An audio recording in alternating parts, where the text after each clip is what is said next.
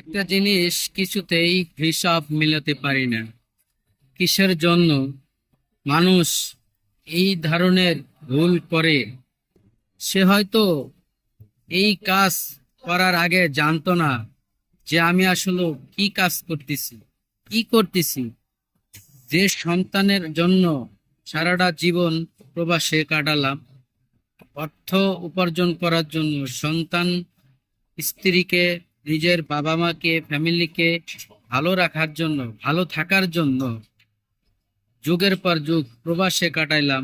সেই স্ত্রী সন্তানদের হাসি ফোটানোর, মুখে হাসি ফোটানোর জন্য প্রবাসে একা একা জীবন কাটালাম। অথচ সেই সন্তানদেরকে কেন স্বামী এবং তার বাবা কিসের জন্য দুনিয়ার থেকে চির বিদায় করে দিল, ভাবতেও খুব অবাক লাগে।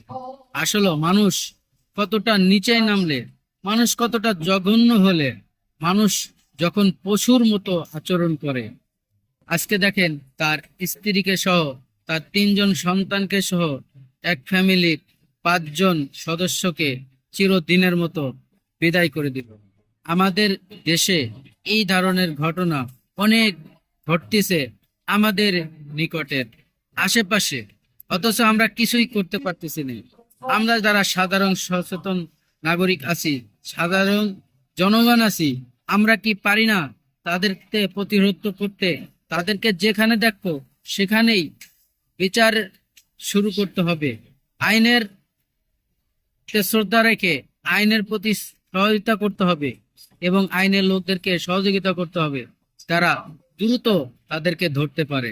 অবশ্যই ভিডিওটি প্রচুর পরিমাণে শেয়ার করে দেবেন, যাতে এই খুনি সরাসরি দ্রুত ধরা পড়ে।